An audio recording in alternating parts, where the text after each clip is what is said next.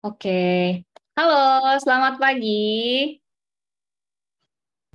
Pagi gitu ya, biar suaranya mungkin karena begitu masuk langsung termute gitu kan. Selamat pagi para ayah, para bunda yang hadir pada pagi hari ini. Saya senang sekali gitu ya bisa melihat para ayah bunda semangat gitu ya untuk meninggalkan aktivitas yang lain, tapi menyempatkan waktunya untuk hadir pada kelas sesi Zoom hari ini menjadi orang tua tangguh untuk anak yang tangguh. Saya yakin para ayah bunda di sini adalah orang tua yang hebat gitu ya, karena orang tua yang tidak mau berhenti belajar gitu, tapi hadir di sini untuk kembali belajar bagaimana sih caranya menjadi orang tua yang terbaik untuk anak-anak kita gitu. Untuk itu saya ucapkan selamat datang dan izinkan saya juga ingin memperkenalkan diri gitu ya. Nama saya Shirley. Saya dari Cookpad Indonesia. Buat sebagian bunda mungkin sudah ada yang kenal, tapi juga mungkin ada yang belum juga gitu. Cookpad Indonesia adalah platform komunitas memasak terbesar di Indonesia saat ini. Cookpad memiliki misi membuat masak menjadi menyenangkan. Adapun visi kami adalah menjadikan Indonesia yang lebih sehat, lebih kaya, dan lebih berbahagia. Nah, masak akan menjadi menyenangkan saat kita sudah tahu nih gitu ya apa yang akan kita masak. Setuju ya? Nah, buat Bunda di sini ada yang mungkin masih banyak yang menyusun menu-menu empasi, tapi kadang-kadang kita cukup struggle gitu ya. Kita harus merawat anak kita harus memikirkan menu-menu untuk anak kita gitu. Dan di sinilah Cookpad hadir gitu ya. Kita ingin memberikan jawaban buat bunda-bunda yang bingung, aduh mau nyusun menu empasi apa nih gitu. Nah gampang nih bunda, jangan lupa downloadlah Cookpad gitu, karena di dalam Cookpad sendiri ada ratusan resep empasi yang dibuat oleh bunda-bunda pejuang empasi seperti ayah bunda di sini. Jadi ketika bunda-bunda mencari resep di Cookpad bisa menjadi inspirasi gitu ya untuk menu-menu empasi buat anak-anak kita gitu. Neng sumber mas, Nanti kita atas 83. iya, nanti kita akan dibagikan juga gitu ya seperti tadi bagaimana caranya mendownload Cookpad. Kita nanti bisa lihat juga di akhir sesi kita hari ini. Nah, jangan lupa juga kita ingin mengingatkan buat bunda-bunda yang mungkin butuh namanya kita para bunda ini kadang-kadang butuh tempat curhat gitu ya, tempat komunitas gitu untuk berbagi beban gitu kan, untuk berbagi pengalaman. Nah, kita ada komunitas empati di dalam Cookpad, yaitu kita menyediakan wadah untuk para bunda, para ayah juga tentunya boleh gitu ya untuk bergabung di komunitas ini supaya kita bisa saling sharing nih gitu pergumulan-pergumulan kita boleh saling sharing beban-beban kita dan kita juga bisa saling berbagi resep-resep empati yang kita punya. Nah, jangan takut, di dalamnya juga banyak kelas-kelas gratis yang sudah Cookpad persiapkan untuk ayah dan bunda untuk lebih banyak belajar gitu tentang ilmu tidak hanya tidak hanya perihal memasak empasi, namun juga perihal bagaimana menjadi orang tua yang lebih baik buat buah hati kita. Nah, jangan lupa ya, nanti silahkan bergabung di komunitas empasi. Oke. Nah, nanti link juga akan di-share oleh kakak-kakak admin di chat kita. Nah, supaya memudahkan kita bisa bergabung di komunitas empati tersebut. Nah, mungkin para ayah bunda di sini juga udah nggak sabar nungguin gitu ya. Hari ini sebenarnya kita mau belajar apa gitu ya. Kita mau belajar tentang bagaimana menjadi orang tua yang tangguh untuk anak-anak yang tangguh. Mungkin kita bertanya-tanya, apa sih anak yang tangguh itu? Terus apa sih orang tua yang tangguh itu gitu kan? Apa orang tua yang tangguh itu artinya orang tua yang kuat terlihat di depan anak-anak kita gitu ya. Kita terlihat galak gitu terhadap anak-anak kita atau seperti apa gitu. Nah, sebelum kita lebih jauh, tentunya yang akan menyampaikan materi bukan saya gitu ya, karena saya cuma bisa masak empati. Bersama-sama dengan kita hari ini hadir pakarnya, yaitu Ibu Rifung. Mari kita panggil Ibu Rifung. Ya, halo Ibu Uga Hari Rifung, biasa dipanggil Halo, Ibu. halo Bu Shirley, halo ayah bunda semua. Saya biasa dipanggil Rifung ya, supaya lebih mudah ya Bun. Selamat datang Bu Rifung di Komunitas Ya, Empati. ya terima kasih sudah mengundang saya, Iya, Bu senang sekali Shirley. loh Bu Rifung boleh menyempatkan waktunya untuk kita di sini. Ibu Rifung sendiri adalah seorang ibu dengan 2 orang anak dan saat ini aktif ya Bu ya sebagai Wow, gimana Kak? konselor di Yayasan Gading Counseling gitu ya Bu ya. Iya, betul Dan sekali, Bu. juga Ibu Rifung aktif menjadi pembicara. Aku lihat ya di beberapa aktivitas gitu. Boleh Ibu Rifung mungkin perkenalan sedikit gitu tentang Ibu Rifung pada kita-kita? Iya, ayah bunda semua salam kenal. Saya Rifung, biasa dipanggil Rifung ya. Nama saya mirip bapak-bapak mungkin ya, tapi saya seorang perempuan gitu ya. Saya seorang ibu ya dengan 2 anak. Saya pernah juga mengalami seperti ibu-ibu bunda-bunda di sini ya, pusingnya ngurus anak, siapkan makanan, empati begitu ya. Dan anak saya sekarang sudah ABG, sudah kelas 10 SMA ya, SMA kelas 1 lagi SMP kelas 3 atau orang zaman sekarang bilangnya kelas 9 gitu. Saya suka makan bunda-bunda, tapi saya kurang bisa masak ya. Minimal telur-telur gitu bisa ya Bu? Iya, saya hobi makan telur yang gampang-gampang olahan telur ya. Jadi saya paling suka makan telur. Oke. Bu, hari ini kan kita akan bahas tentang menjadi orang tua yang tangguh gitu ya untuk anak yang tangguh. Sebenarnya itu suatu hal yang sangat sulit apa enggak sih Bu? Iya, menjadi tangguh itu sulit atau enggak ya, tergantung. Nanti saya akan kasih tahu caranya bagaimana melatih itu ya. Bukan perkara yang susah, bisa dicoba dan bisa dilatih sebetulnya. Oke, wah udah nggak sabar banget nih pasti. Kita ingin belajar lebih jauh sama Bu Rifung. Oke, sebelum itu aku mau kasih informasi sedikit nih. Ada seru-seruannya gitu ya. Hari ini kita bukan cuma belajar, tapi juga ada seru-seruannya yang pengen aku bagiin buat bunda-bunda yang hadir di sini. Apakah itu? Yaitu dalam kelas sesi Zoom ini kita mengadakan giveaway, Bu Ibu. Ya, biar tetap update dan tetap muda gitu ya. Apa nih giveaway-nya? Nah, kita akan mempersilahkan ibu-ibu untuk boleh memberikan testimoni terbaik gitu ya dari ibu-ibu semua. Mungkin ibu-ibu di sini kan akan banyak mendapatkan ilmu. Jadi silakan ibu boleh mencatat gitu ya dan memberikan dan gitu ya ringkasan materi hari ini dari apa yang ibu-ibu pelajari dan share di sosial media ibu para ibu yang hadir di sini gitu ya dan tag ke Cookpad ID dan Cookpad Community ID. Nah, bagi sharingan Bunda yang memberikan testimonial terbaik akan mendapatkan merchandise dari Cookpad yang biasanya Bunda-bunda nantikan. Jangan lupa tidak menggembok profilnya dan batas waktunya adalah sampai hari ini jam 5 sore gitu. Jadi segera mencatat, segera men-share dan segera tag ke Cookpad ID, Cookpad Community juga. Oke, tanpa berlama-lama lagi, silakan Ibu Rifung, silakan untuk membagikan sharing sesinya hari ini. Iya, terima kasih Bu Shirley. Selamat pagi Bunda semua, juga ada ayah mungkin ya yang hadir hari ini ya. Boleh kasih saya emoticon kalau para Bunda semua sudah siap, saya kasih reaction. Saya senang sekali bisa bergabung dengan Cookpad Community hari ini ya. Saya akan bagikan materi ini kepada para Bunda semua ya. Dengan background saya sebagai seorang konselor, saya menemukan menjadi seorang ibu tidak mudah ya para Bunda semua ya. Saya juga pernah mengalaminya gitu ya. Dan kita sebagai ibu perlu juga memiliki kesehatan mental ya, setuju ya, supaya anak-anak kita sehat. Karena ibu yang sehat akan membawa rumah yang ceria, anak yang ceria, begitu katanya ya. Dan saya percaya betul sekali ya, dari pentingnya peran kita sebagai ibu. Jadi jangan meremehkan peran kita cuma ibu rumah tangga. No, bukan cuma ya. Peran yang luar biasa sekali jika ibu dan para Bunda semua memilih menjadi ibu rumah tangga yang care dengan anak-anaknya. Nah, saya akan share screen sebentar ya. Oke, sudah bisa lihat materi saya? Sudah kelihatan ya? Oke. Ya. Nanti kalau saya minta berinteraksi, para Bunda dan Ayah silakan ya chat ke saya kalau saya minta berinteraksi dengan saya ya. Oke, pada hari ini kita akan bahas topik menjadi orang tua tangguh untuk anak tangguh. Para Bunda, Ayah semua, boleh nggak di sini chat kepada saya siapa yang saat ini masih sambil bekerja kantoran atau memiliki usaha sendiri. Boleh di-chat kepada saya. Siapa yang masih mungkin bekerja kantoran atau mungkin masih memiliki usaha selain mengurus rumah tangga. Boleh chat kepada saya?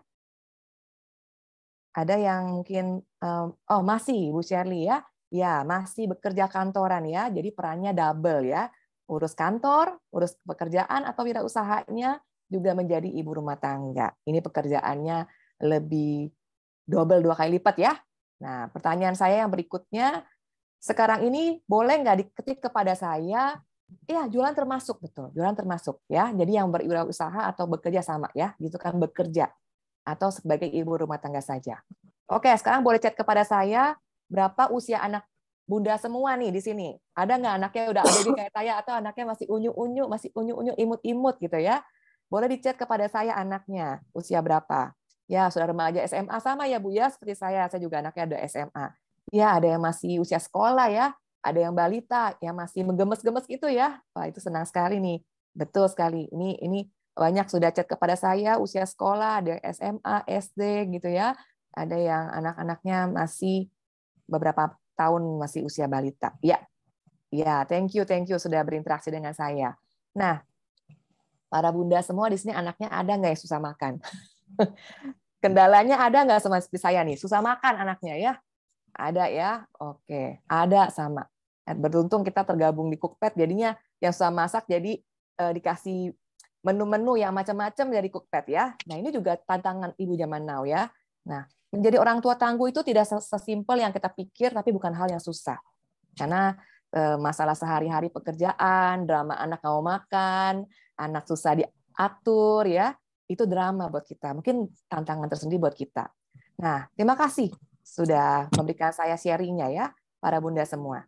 Oke, saya akan masuk ke dalam materi saya. Oh, sorry, kecepatan ya. Kendala keluarga modern zaman now, para bunda semua. Ini saya melakukannya berdasarkan sebuah survei di luar negeri ya. Di Indonesia sayangnya survei-survei agak susah dan jarang gitu ya. Tetapi di luar negeri banyak sekali survei yang menemukan bahwa orang atau orang tua modern atau keluarga modern ini banyak kendalanya. Kendalanya apa? 56% ibu bekerja dan 50% ayah yang bekerja melaporkan mereka itu memiliki stres ya karena perlu menyeimbangkan antara pekerjaan dan kehidupan keluarganya. Jadi bukan bunda-bunda saja nih yang lebay ya, karena ada orang bilang, kamu mah lebay ya, baru jadi ibu baru norak gitu. Saya dulu pernah soalnya dibilang begitu, itu bukan kita lebay ya, tapi itu real. Tantangan ketika kita mengimbangkan pekerjaan rumah tangga, atau bekerja kantoran, atau berbisnis dengan ngurusin anak, ngurusin suami. Itu nggak gampang menyeimbangkan tanggung jawab ini. Nggak hanya dirasakan oleh ibu bekerja, tetapi juga ayah yang bekerja. Jadi ini real, masalah yang nyata di depan mata kita. Yang saya sering temukan juga dalam ruang konseling jika ibu-ibu muda konseling dengan saya. Nah, survei juga menemukan di tahun 2018, 74% orang tua merasa terlalu sibuk untuk bisa menikmati hidup mereka. Sibuk bekerja, sibuk segala macam sampai susah dinikmati. Lalu studi 2015 mengatakan untuk orang tua anak di bawah 18 tahun ya, yang mereka hadapi, mereka selalu merasa tergesa-gesa. Bagaimana mereka harus setiap hari mengejar waktu. Kadang-kadang kalau di kota besar seperti kita atau beberapa yang mungkin di kota besar lain, kita mengejar dengan macet ya. Kita harus kejar waktu, takut terlambat atau macam-macam gitu. 33% orang tua merasa lelah ya dan stres. Ini real, lelah, capek rasanya. Dan 56% orang tua bekerja mengatakan sulit menyeimbangkan tanggung jawab dan pekerjaan keluarga mereka. Ini artikel yang lain juga mengatakan hal yang sama, susah menyeimbangkan. Nah, bunda sekalian, 48% ayah yang bekerja juga punya tantangan kalau mereka di luar rumah. Mungkin kita di rumah banyak waktu dengan anak, kita pusing ya. Karena nggak ada waktu, kesannya hidup kita hanya anak dan rumah beres-beres yang nggak ada habisnya 24 jam sepanjang hidup kita gitu di rumah. Nah, ayah juga punya masalah. Kalau dia banyak di luar rumah, akibatnya ayah itu jadi tidak ada waktu untuk keluarganya. 48% ayah mengatakan mereka itu banyak kehilangan momen-momen peristiwa penting karena banyak bekerja di luar. Nah, ini juga jadi tantangan untuk ayah. Ya, jadi ini kendala modern zaman now yang dihadapi oleh orang tua, setiap orang tua. Kemudian 42% menghabiskan kurang dari 2 jam sehari untuk bisa bersama dengan keluarga dengan quality time. Kebanyakan dengan kita punya gadget zaman now ya, kita badannya ada di rumah. Papa, mama, ayah, bunda di rumah, tapi semua pegang gadget bekerja. Apalagi sejak kita remote ya, working sekarang bisa working from home. Kalau working from home, saya juga anak remaja aja kadang anak suka nyelonong masuk, mami makan apa, udah lapar nih gitu ya. Itu juga mengganggu konsentrasi bekerja. Jadi ini real yang kita hadapi. Kendalanya gadget dan teknologi juga tantangan untuk kita. Nah, ini survei yang mengatakan 42% mengatakan bahwa ibu yang bekerja paruh waktu adalah yang ideal buat mereka. Sepertiga mengatakan yang terbaik bagi anak kecil adalah jika ibu mereka sama sekali tidak bekerja di luar rumah. Jadi ini survei ya. Jadi opini yang diwakili oleh sebagian orang. Mungkin ada sebagian orang yang keberatan nggak setuju. Misalnya kalau saya bekerja, saya punya alasan tersendiri. Saya menjadi ibu rumah tangga, saya punya alasan tersendiri. Jadi kita sebagai woman, support woman, kita menghargai apapun pilihan orang dengan setiap apa yang mereka pertimbangkan begitu ya. Intinya komunitas seperti Cookpad ini kita mendukung apapun yang bisa mensupport perempuan untuk bisa berkarya atau mensupport keluarganya dengan lebih baik. Nah, saya pribadi yang mana? Bunda sekalian, saya itu waktu saya hamil sampai anak saya usia 9 bulan, saya jadi ibu bekerja. Cuma dulu empasinya mama saya yang buatin ya, karena saya nggak pinter masak, pinter makan. Jadi mama saya yang tukang buat. Saya tinggal bilang, "Mah, perlu bahan apa? Kita ke pasar bareng-bareng, mamaku yang buatin," gitu ya. Tapi ketika saya hamil berdekatan dengan anak saya yang pertama, jadi 9 bulan saya anak saya yang pertama, saya hamil anak yang kedua. Dan saya ada sedikit kendala dalam hamil gitu ya, jadi ada pendarahan, saya putuskan resign. Dan saya baru merasakan ternyata jadi mama itu tidak gampang di rumah gitu ya. Nah, bersyukurnya dulu disupport oleh mama saya yang nyiapin makanan, yang suapin anak saya yang picky eater ya. Kalau makan dulu sering drama ya, kayak keramas semua kepalanya isinya nasi ya, karena dia acak-acak dia nggak mau makan gitu. Jadi saya tahu susahnya seperti apa. Jadi pilihan menjadi mama bekerja ataupun mama full time semua punya kendalanya masing-masing. Nah, jadi ini kendala real yang kita hadapi sekarang ini. Nah, yang tadi saya sudah singgung di depan, kendala zaman now juga ada teknologi. Mau tidak mau, teknologi quote-unquote menolong ibu-ibu, emak-emak gitu ya, bunda-bunda. Kadang-kadang kita kalau kasih teknologi, kasih HP ke anak, kasih nonton TV, mereka makannya lebih tenang ya, karena dengan ada teknologi mereka sepertinya lebih gampang dikasih makan. Nah, ini menjadi tantangan tersendiri dalam parenting sekarang ini. Nah, perubahan dengan adanya teknologi, anak-anak ada pergeseran moral katanya. Screen time bertambah. Anak-anak menjadi kurang disiplin, kurang hormat gitu ya. Mereka terbiasa dengan hal yang instan. Jadi merasa lebih cepat, gampang dapat dipuaskan, disenangkan. Dengan kecepatan teknologi juga mereka bisa searching apapun. Anak sekarang lebih fasih tunjuk-tunjuknya daripada kita gitu ya. Mereka bisa main dengan gampang menemukan game-game yang kadang-kadang kita pun nggak tahu mereka bisa main, bisa pencet begitu. Nah, ini real yang kita hadapi sekarang dengan adanya teknologi dan kehadiran teknologi. Nah, apa hubungannya dengan ketangguhan anak? Beberapa orang tua melihat bahwa anak sekarang ini karena semua serba instan, mereka lebih nggak mau susah, takut susah begitu ya. Nah, ini menjadi tantangan buat kita sebagai orang tua. Plus minus. Teknologi itu ada keuntungannya. Dengan ada teknologi, anak-anak banyak belajar hal baru, banyak dapat exposure pengetahuan. Tetapi di satu sisi kelemahannya karena serba instan, mereka jadi susah untuk bisa bertahan fokus lama belajar hal-hal yang kayak zaman dulu kan kita monoton ya, belajarnya buku doang kan. Sekarang kan visual, audionya begitu banyak, colorful. Mereka lebih susah untuk bertahan lama dalam belajar sesuatu. Nah, ini dia tantangan buat kita untuk menolong mereka di dalam hal-hal berhubungan dengan nanti akademis atau macam-macam lainnya. Nah, bagaimana kita menjadi orang tua tangguh? Sebelum kita menciptakan anak tangguh, coba sekarang, boleh nggak chat kepada saya? Bagaimana bunda atau ayah melihat dirinya? Biasa kesulitan seperti apa yang bikin kita gentar nih? Boleh nggak dikasih satu contoh? Misalkan saya ya, saya dulu paling gentar kalau berhadapan dengan sesuatu yang berhubungan dengan angka-angka hitung-hitungan yang rumit-rumit. Jadi saya tuh takut banget kalau berhubungan dengan angka-angka yang rumit-rumit. Jadi gentar sekali kalau dihadapkan pada misalnya pelajaran fisika, pelajaran kimia gitu. Saya gentar. Nah, ketika saya bekerja, kadang-kadang saya juga bisa gentar menghadapi suatu kondisi. Nah, pernah nggak ayah bunda yang mengalami kegentaran seperti saya? Ada nggak pengalaman-pengalaman itu? Bisa di usia remaja, mungkin di usia sekolah. Ada nggak? Boleh nggak share kepada saya via chat? Ada nggak kegentaran? Ya, sama ya, Bu. Saya juga kadang lemah dalam berhitung. Untung sekarang ada kalkulator, ada Excel ya. Jadi kita nggak usah ngitung-ngitung ya. Ada lagi yang punya kelemahan yang mungkin sama. Ya, ada yang mungkin sama seperti saya, kendalanya di mana biasanya punya ketakutan atau punya kesulitan. Ya, betul. Lebih mudah pakai kalkulator ya. Ada tantangan lain yang mungkin takut, oh ya ada yang gentar kalau ngomong depan publik. Ya, ada beberapa yang mengatakan gentar ya kalau bicara depan umum. Saya juga dulu sama ya Bapak Ibu, para bunda semua, saya juga orangnya tipe gentar kalau suruh bicara depan publik ya. Jadi dulu tuh saya anak ilmu komunikasi S1-nya. ilmu komunikasi public speaking itu harus bisa ya, harus biasa jadi presenter. Wah, zaman itu saya kalau suruh presenting something, saya bisa keringet dingin ya. Nah, sekarang saya belajar kursus supaya bisa lebih santai begitu. Ya, suruh maju depan kelas ya, ketika harus ngomong ke depan publik panik, ya sama ya. Ketika ada persaingan, oke. Ya, berkemah. Ya, oke, betul sekali. Jadi ada beberapa dari kita yang gentar kalau suruh presentasi, betul. Nah, para bunda sekalian, terima kasih sudah memberikan saya respon ya. Kita tahu bahwa dalam hidup kita selalu ada tantangan, ada kesulitan. Setiap kita dari kecil kita selalu menghadapi berbagai isu sendiri-sendiri. Kita pribadi menyadari hal itu. Ini kesadaran yang baik sekali ya, karena tidak ada orang yang sempurna, tidak ada orang yang maha bisa. Jadi selalu ada kendala di depan sana. Nah, ketika saya menyiapkan materi ini, saya menemukan ada top 10 skill di tahun 2025 menurut World Economic Forum ya, yang dibutuhkan dalam dunia kerja.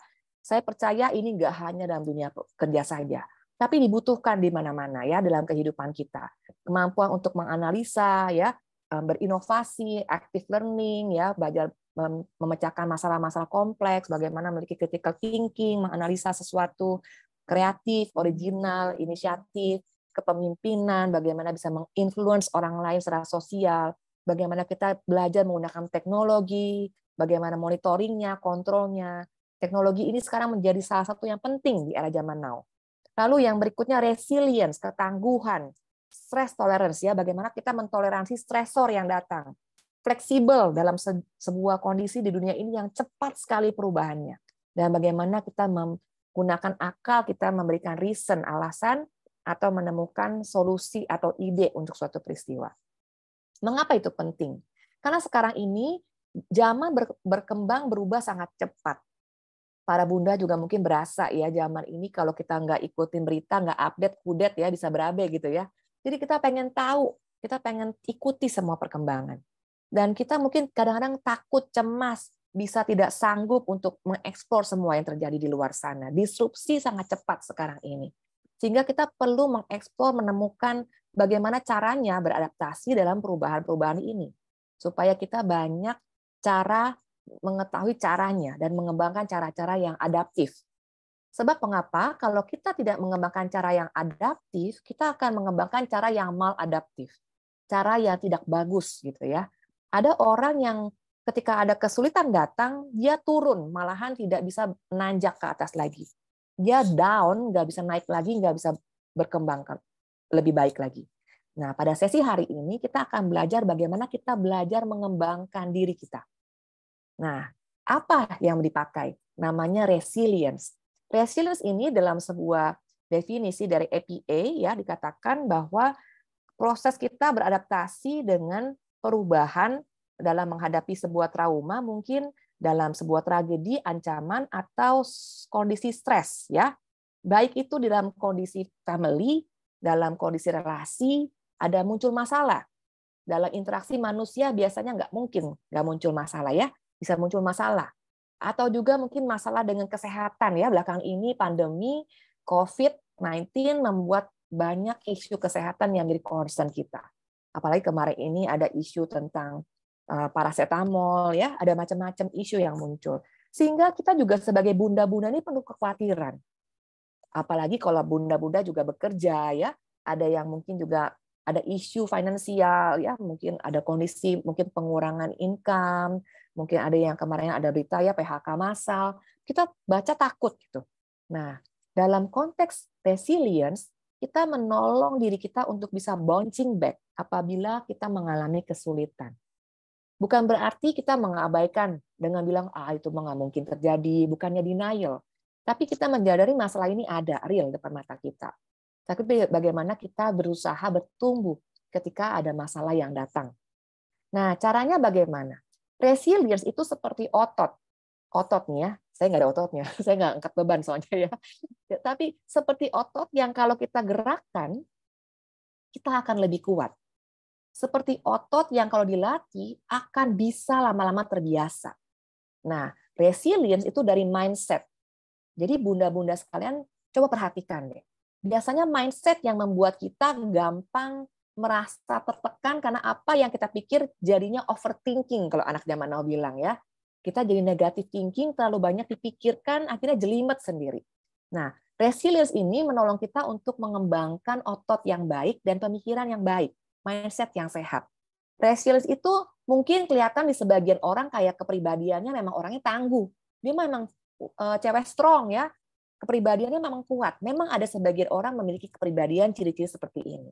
Tetapi tidak seperti itu saja. Ini bisa dilatih. Jadi kalau kita belum memiliki, kita bisa melatih.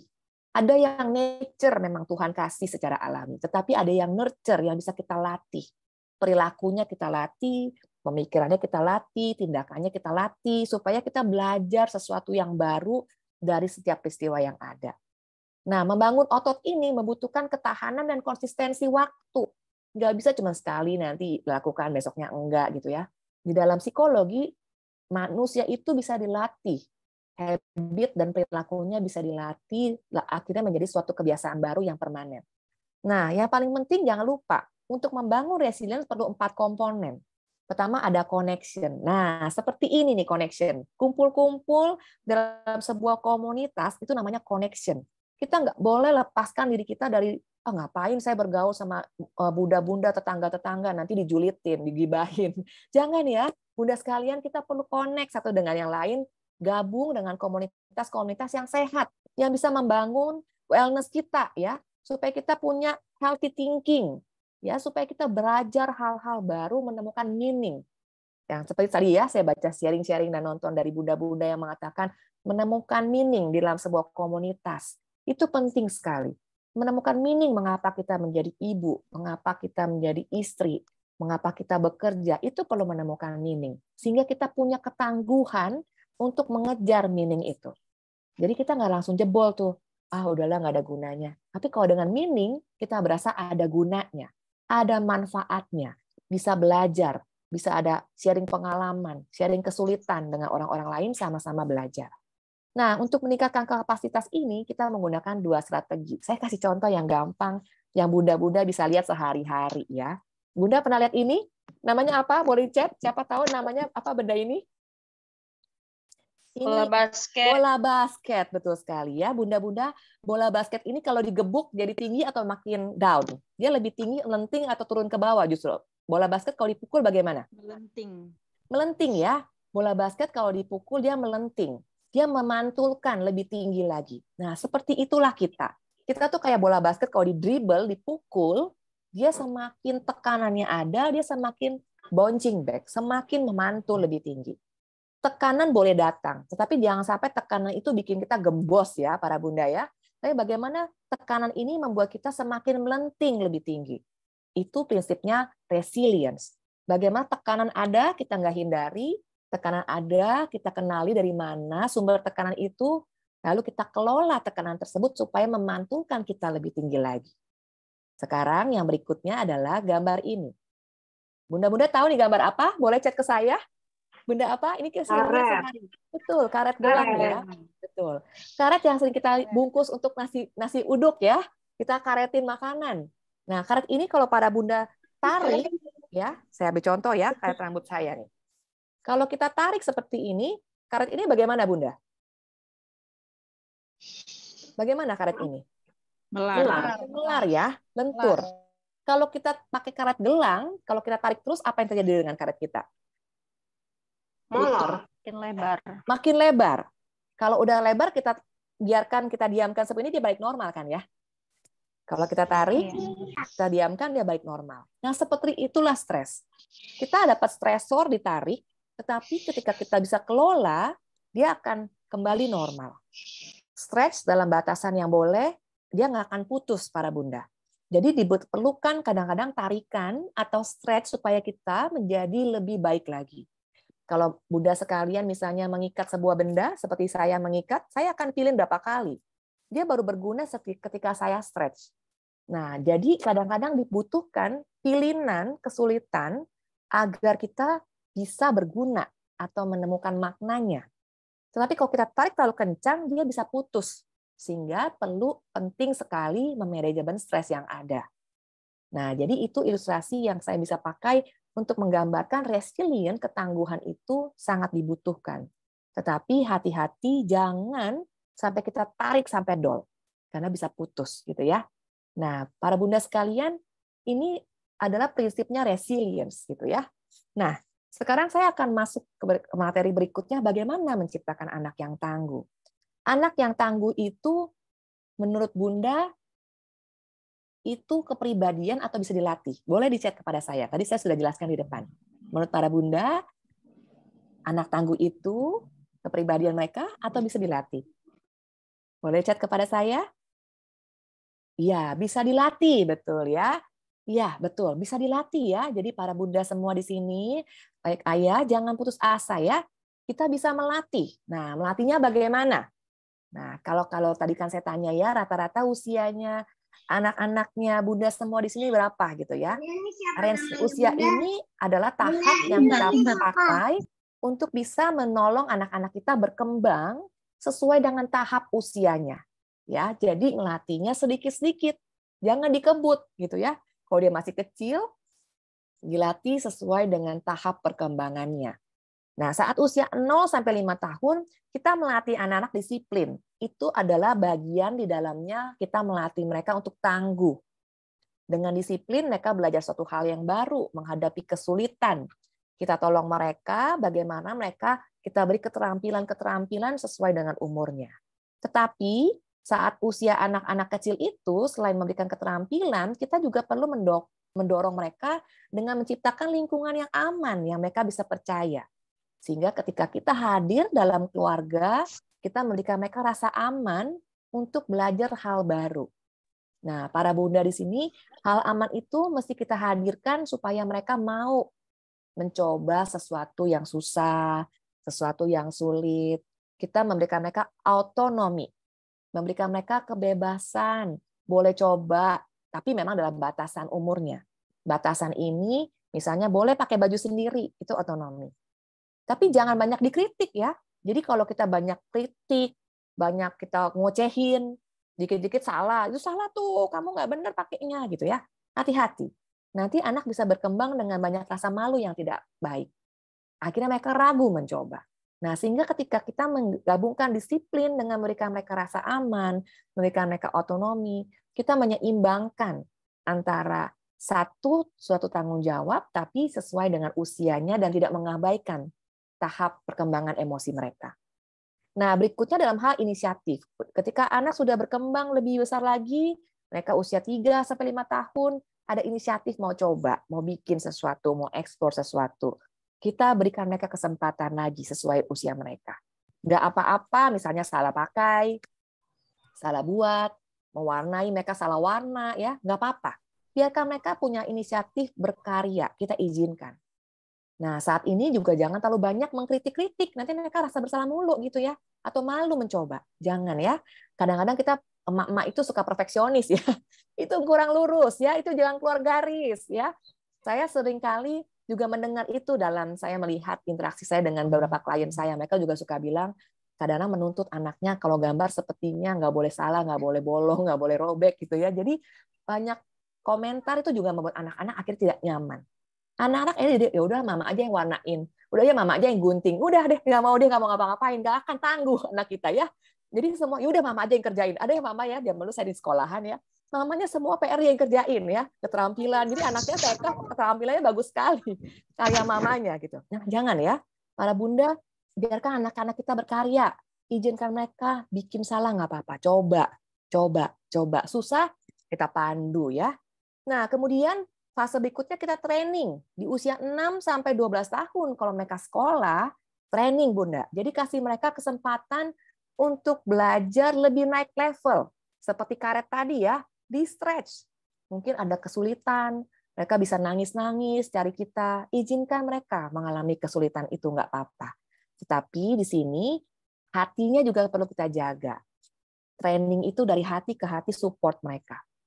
Nah, ketika nanti anak-anak belajar, mereka seperti orang industri ya, mereka punya kompetensi yang terbentuk. Bisa mereka mulai gemar belajar bahasa mungkin, gemar matematika, suka seni, suka musik. Kita gali terus. Jangan terlalu banyak kritikan. Nanti dia jadi inferior. inferior tuh kalau anak zaman now bilang insecure mulu kerjaannya pas remajanya gitu ya. Karena kebanyakan dikomentarin, kamu kok gini aja nggak becus, kamu gini aja nggak bisa. Jangan ya. Jadi bunda-bunda sekalian, izinkan anak-anak mendapatkan kemampuan kompetensi mereka di sini. Secara akademis maupun dalam keterampilan-keterampilan lainnya. Jangan terlalu banyak dikritik. Supaya apa? Supaya nanti ketika jadi remaja, ketika mereka masuk usia remaja, itu kita bisa coaching mereka lebih gampang karena mereka udah ada keterampilan. Bantu mereka menemukan identitas mereka. Di mana punya keterampilan apa, kita percayakan kepada mereka untuk eksplor lebih naik lagi levelnya. Karena kita lagi mengarahkan mereka untuk masuk ke level yang lebih tinggi, yaitu kuliah nantinya. Nah, bunda-bunda sekalian, di sini pentingnya kita sebagai orang tua jadi temannya mereka, akrab dengan mereka, ya, jangan terlalu otoriter dengan mereka. Nah, pola asuh yang paling penting adalah bangun relasi para bunda. Tanpa relasi, disiplin itu sangat menyakitkan. Mengapa saya bisa bilang begitu? Kita orang timur itu kebanyakan terlalu kaku relasinya. Coba bunda-bunda sekalian ingat-ingat relasi kita dengan papa mama kita. Relasinya bagaimana? Kaku atau penuh kasih sayang, penuh kehangatan, penuh pujian? Coba dikenali. Kalau dalam relasi keluarga yang umumnya di Asia, menurut riset itu kebanyakan relasinya lebih kaku gitu ya. Orang bule lebih banyak pujian gitu.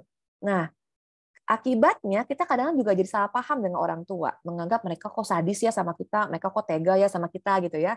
Padahal sebetulnya mereka tidak ada maksud yang jahat. Mengapa saya bisa bilang begini? Saya banyak bertemu dengan anak-anak remaja ketika konseling. Mereka sering bilang, papa mama begini, papa mama begitu. Karena bagi mereka nggak merasa ada emotional bonding, nggak ada heart connection. Jadi relasi begitu menyakitkan. Mereka dituntut tangguh. Tangguh hanya berupa tuntutan harus bisa. Akibatnya mereka jadi tertekan. Nah, sehingga dalam sesi hari ini pentingnya resilience, ketangguhan itu disertai dengan dukungan emosi kepada mereka. Nah, para bunda, kalau kita lihat ada 4 gaya dalam pola asuh ya. 4 pola asuh ini yang saya akan bahas yang autoritatif. Autoritatif ini adalah pola asuh yang mengimbangkan antara demandingness, yaitu tuntutan atau kontrol orang tua kepada anak, dengan responsiveness, yaitu tanggapan responsif orang tua ketika peka melihat anak-anak punya kebutuhan dukungan emosi. Misalnya kalau anak-anak curhat, aduh Bu, aku nggak bisa nih, susah banget.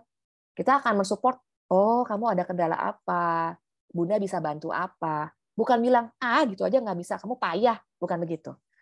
Ayo, harus bisa. Jangan menuntut hanya harus bisa. Demanding mas tuntutan yang harus bisa itu membuat mereka jadi masa dituntut. Jadi tertekan ketika menjalankannya. Nggak ada lagi rasanya nikmat melakukan itu. Tapi kalau responsif, ketika anak didukung, dia akan berasa masih bisa menikmati melalui masa-masa sulit itu. Nah, di sini kalau kita perhatikan, autoritatif itu adalah keluarga yang lebih demokratis. Dia lebih hangat, lebih menerima kalau anak-anak bisa, nggak bisa, ini saya nggak bisa, saya masih muda gitu. Saya nggak bisa karena memang keterampilan saya kurang. Orang tua menerima anaknya apa adanya. Demand tentu harus ada, tuntutan tuh harus ada dengan bilang kepada mereka, ini loh cara buatnya. Standarnya seperti ini, setidaknya dicoba dulu sebelum kita bilang tidak bisa. Jadi kita menolong mereka memberikan gambarannya, caranya, menerima setiap emosi-emosi apabila mereka mengalami kesulitan, begitu ya. Sehingga kita perlu mensupport dengan kehangatan, tidak hanya dengan dingin. Kalau yang otoritatif, dia lebih dingin, kesannya lebih nggak peduli, nggak mau terima, pokoknya nggak boleh ada kegagalan di rumah kita. Jangan bikin malu orang tua ya. Nah ini penting. Ketika kita tuntutannya dengan standar malu yang tidak tepat, akibatnya anak-anak tumbuh menjadi anak-anak yang malu, takut gagal, sehingga kadang-kadang mereka juga susah untuk berkembang. Ataupun kalau mereka berkembang dengan rasa takut yang begitu besar, yang menghantui mereka bisa takut gagal gitu ya, sehingga perlu tepat dalam menolong mereka memahami hal-hal seperti ini. Nah, di luar negeri, tadi di Amerika seperti yang saya bilang, data lebih banyak ya, lebih lengkap, mereka lebih banyak melakukan penelitian dan survei-survei. 46% orang tua itu lebih banyak yang autoritatif gayanya dibanding yang otoriter. Sehingga mereka lebih demokrasi. Kesannya jadi anaknya, kesannya apa-apa boleh ngomong gitu ya, bebas berbicara. Kita kalau di Indonesia mungkin menganggap itu kayak kurang sopan ya. Jadi kayaknya kurang ajar terhadap orang tua. Padahal sebetulnya kadang-kadang dibutuhkan buat anak-anak mengekspresikan apa yang menjadi tantangan mereka dan kesulitan mereka apa adanya kepada kita sebagai tempat yang aman. Nah, para bunda di sini ditemukan bahwa kalau orang tua yang mengasuh anaknya dengan pola autoritatif, maka anaknya lebih bahagia, lebih puas, bisa lebih mandiri, lebih aktif, bisa lebih bagus akademisnya, dan mereka mau mencapai itu. Kemudian mereka bisa mengembangkan harga diri yang baik, mereka punya kemampuan sosial kompetensi yang baik, mereka memiliki kesehatan mental yang baik, mereka tidak akan lebih sedikit cenderung resiko untuk depresi, kecemasan, lebih cenderung untuk lebih kecil melakukan percobaan bunuh diri, kenakalan remaja, penggunaan alkohol dan narkoba. Karena mereka berasa aman di dalam lingkungan keluarga, bisa apa adanya kepada papa mama atau orang ayah bundanya. Dan tadi seperti yang saya katakan, ini bukan soal genetika atau nature saja, terkait kepribadian mereka saja. Tapi kita lingkungan secara nurture sangat-sangat berpengaruh bagi anak-anak kita. Nah, bagaimana sehari-hari melatih ini? Melatih ini diperlukan sehari-hari dilatihnya. Nggak bisa cuma sesekali gitu ya. Nggak bisa cuma kadang-kadang. Tetapi kita coba konsisten melakukannya sehari-hari. Bagaimana membangun ketangguhan dan daya juangnya? Misalnya, dari proses learning dan modeling dari orang tua. Anak-anak melihat kita loh, bunda sama ayah gitu ya. Mereka nyontek kita nih, pinter banget. Coba ya kalau kita lagi melakukan kesalahan, mereka paling cepat kopas dari kita ya, langsung ngikutin. Nah, kita juga perlu menolong mereka belajar hal-hal bagus dari kita. Dari mana? Misalnya dari ayah dengan bermain bersama. Dari permainan yang gampang sehari-hari, misalnya main bola. Kita perlu melatih mereka tangguh ngejar bola gitu ya, nggak gampang nyerah, nggak gampang merasa kalah. Permainan-permainan yang menyenangkan, menolong mereka untuk belajar dari kita. Bisa dari cerita-cerita ya. Misalnya dari buku bergambar, dari film yang anak tonton, kita duduk bareng, nonton bareng, nobar dengan mereka. Kita bisa melatih mereka dari hal-hal yang menyenangkan. Sehari-hari, nggak perlu yang formal-formal. Sini duduk, mama pengen ngomong, papa pengen ngomong, bunda pengen ngomong. Kesannya kayak kita pidatoin ya, kita lagi ceramahin, dia jamin ya, mereka akan kapok, nggak akan datang lagi gitu ya. Jadi kita harus pakai metode-metode yang menyenangkan. Nah, metode learning ini ada teorinya. Jadi kalau kita semakin banyak melibatkan mereka sampai doing something, mereka akan belajar lebih banyak dibandingin hanya satu arah saja. Kita cuma kasih tahu ya, atau cuma kita bacain, akan lebih sedikit yang mereka serap. Tapi kalau kita libatkan lebih banyak panca indera, melibatkan banyak badan kita bergerak, melakukannya, maka kita akan membuat mereka lebih gampang menyerap itu semua. Sehingga bunda dan ayah perlu sama-sama untuk terlibat di dalam proses pertumbuhan anak, tidak hanya sekedar memberi mereka makan. Makanan penting, tapi proses makan harus menyenangkan. Kita bisa libatkan mereka untuk makan, suapnya gimana, kita ajarin ini warnanya kuning, namanya jagung. Rasanya apa? Nah, itu namanya praktek sambil belajar. Kita contohkan mereka cara pakai sendok makan yang benar, cara makan yang baik. Itu proses belajar dan kita kasih contoh. Jadi proses ini makan perlu menyenangkan. Main, semuanya belajar dengan cara bermain. Kemudian cara belajar lainnya apa? Emotional bonding adalah cara kita mentransfer skill, kemampuan-kemampuan yang kita bisa kita ajarkan kepada mereka. Pengetahuan yang kita bisa kita ajarkan kepada mereka. Nilai-nilai moral, sosial, agama kita ajarkan kepada mereka melalui permainan dan emotional bonding ini. Misalnya dengan main musik. Saya nggak bisa gitar banget ya, tapi saya bisa dikit-dikit. Anak saya bilang, mami keren juga bisa main gitar, gitu ya. Terus saya suka ajak mereka main gitar. Kadang-kadang dengan cuddling ya, peluk-pelukan, naik kuda-kudaan, kita ada emotional bonding dengan mereka. Main dengan mereka bisa dalam bentuk yang lebih senang di luar, misalnya outdoor. Boleh aja main sepeda atau apa. Atau belanja grocery, misalnya udah siap ya, lihat resepnya di Cookpad ya. Besok mau masak ini nih, bisa bantu dengan anak yang masih balita misalnya. Nggak usah yang rumit-rumit, bunda. Jangan bayangkan masaknya yang mesti berjam-jam ya, tidak perlu. Saya dulu suka ajak anak saya belanja grocery. Jadi mulai dari pilih bahannya, saya ajak anak-anak ikut. Ajarin mereka, ini namanya apel. Warnanya apa? Red gitu ya. Apel, ya ambil, masuk. Ambil 2, hitung 1, 2, kantongin. Itu mereka senang sekali. Jadi main sambil berhitung, sambil di grocery. Kita sambil ngurusin anak, sambil belanja, sambil melatih mereka berkomunikasi, ada heart connection dengan mereka, jadi akrab dengan mereka. Lalu kita juga bisa ajarin hitung-hitungan kan tadi ya, yang ini agak mahal deh, coba yang itu berapa, yang diambil gitu ya. Senang sekali dia berlarian di grocery. Lalu bisa libatkan memasak. Saya nggak pernah larang anak saya pegang-pegang perabotan masakan saya, para bunda. Tapi tentu cari barang-barang yang aman buat mereka. Misalnya jangan yang gampang pecah gitu ya. Dan itu barang kita bantu mereka untuk sama-sama pegang, sama-sama olah. Masukin ini berapa sendok. Kadang-kadang kita bantu pegang gitu ya. Anak saya yang laki suka memasak. Sempat berpikir mau jadi chef gitu ya. Dia bilang, aku pengen kayak Chef Arnold katanya. Dia sempat masuk tata boga. Karena saya dari kecil melibatkan dia memasak. Saya tidak pernah membedakan ini laki, ini perempuan, tidak. Buat saya keterampilan laki dan perempuan sama saja. Saya perlu ajarkan mereka. Jadi anak saya yang laki pinter bikin ayam goreng kulit, ya dia udah kulit ayam ya. Jadi dia bikin kulit ayam goreng, dia suka jamur crispy, dia bisa bikin. Jadi dia bikin beberapa olahan makanan yang dia pengen. Sampai dia bilang ke saya, Mami, apa kita buka warteg aja ya? Nanti kita bikin menunya, Mami yang masak, aku bantuin. Jadi dia punya kecintaan dan mulai menemukan minatnya. Jadi di sini ada keterampilan-keterampilan yang bisa kita transfer kepada mereka. Nah, ini berhubungan dengan apa? Kita pelan-pelan mempersiapkan anak kita dan masa depan mereka, para bunda. Masa depan tidak akan semakin gampang. Ya, tapi bukan saya maksud nakut-nakutin gitu ya, tetapi zaman tantangan tentu nggak bisa dikurangi. Kita percaya di tangan Tuhan anak-anak kita akan dipelihara. Tapi sebagai orang tua kita perlu bekali, modalin mereka dengan cukup dengan keterampilan-keterampilan.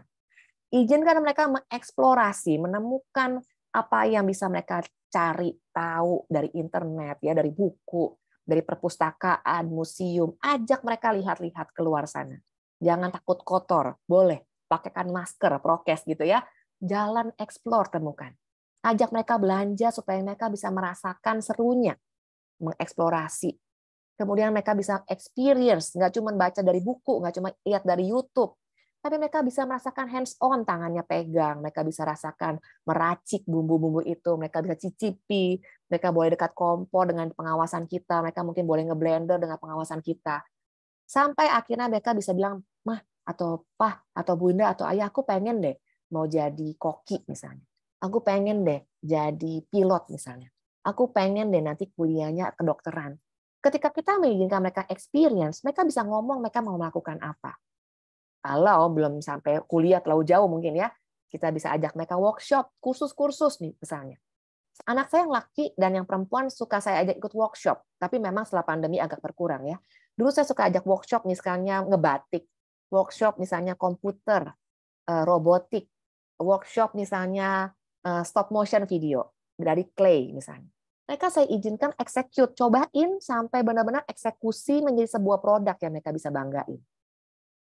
Bunda, kita jangan batasi anak kita explore, experience, dan execute.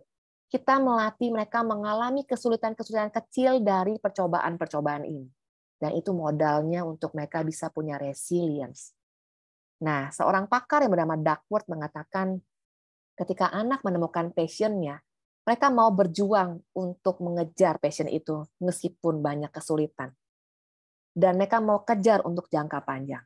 Jadi ketika kita menolong mereka, kita juga membekali mereka untuk menemukan passion karir mereka di masa depan. Bukan hanya sekedar permainan-permainan sederhana, tapi mungkin kita sedang menyiapkan masa depan mereka. Dampingi mereka berproses, para bunda dan ayah. Jangan hanya fokus hasil akhirnya. Kadang-kadang hasil akhirnya suka kurang bagus ya. Suatu kali anak saya bikin jamur crispy. Jadinya letoy jamurnya, ya nggak crispy. Bilang, Mami, ini jamurku jadinya letot gini, jadinya nggak ada bentuknya, nggak jelas gitu. Dan semuanya kabur, gitu ya taburan tepungnya, ya lari. Saya bilang, nggak apa-apa.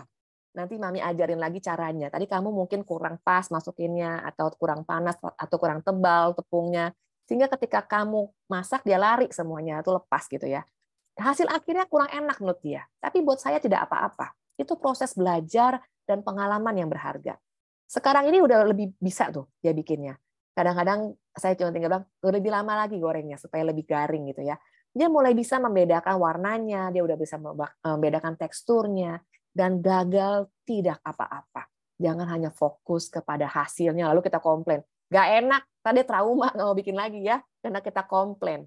Seperti kita aja ya, kalau kita dikomplain suami juga kita ilfil ya, nggak mau masak lagi ya, sama lah anak-anak gitu ya. Jadi jangan ya Bun, kalau bisa kita jangan terlalu banyak komplain-komplain. Ya udah, kita puji aja usaha mereka, hasilnya gitu ya.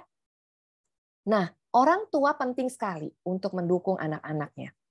Jadi ini saya pernah melakukan semacam survei singkat ya kepada beberapa anak remaja dan pemuda. Apa sih yang mereka mau dari orang tua mereka?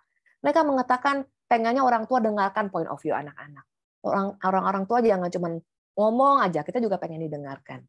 Orang tua tuh kalau bisa kasih dong kesabaran ya, menunjukkan kasih. Tegas boleh, tapi sabar dong ya, jangan dikit marah-marah mulu gitu. Jadi kita juga perlu menunjukkan kasih, ada ketegasan, ada kesabaran dengan anak-anak kita. Kalau kita tegas doang, kesannya kita jutek ya. Jadi kesannya kita lebih serem gitu. Jadi anak takut dengan kita. Nah, kita juga perlu menyeimbangkan, mengekspresikan kasih sayang, ketegasan, dan kesabaran kepada mereka. Orang tua juga perlu memvalidasi emosi anak-anak. Anak bisa sedih, takut, khawatir. Jangan kita bilang, aduh kamu lebay deh, terlalu banyak drama ya. Jangan. Nah, nanti anak-anak nggak mau curhat dengan kita lagi. Ayah bunda coba perhatikan, ketika kita masih kecil, orang tua kita kalau kita mau ajak curhat suka nggak sempet ya, sibuk. Udah sana sibuk, sana pergi-pergi. Kita diusir-usir jadi nggak mau curhat dengan mereka. Jadi berjarak dengan mereka. Tapi kalau kita sebagai orang yang mau mendengarkan, memvalidasi emosi mereka, kita mendukung, mengajak dialog, merangkul, anak-anak akan datang lagi mencari kita kalau ada kesulitan. Resilience perlu connection, perlu komunitas. Komunitas terkecil adalah keluarga, tempat yang aman buat anak-anak. Jadi jangan sampai anak-anak salah tempat, komunitasnya keluar, cari di luar sana, yang kadang-kadang toksik ya. Kadang-kadang akhirnya komunitasnya itu bukan membawa efek baik, malah kurang baik.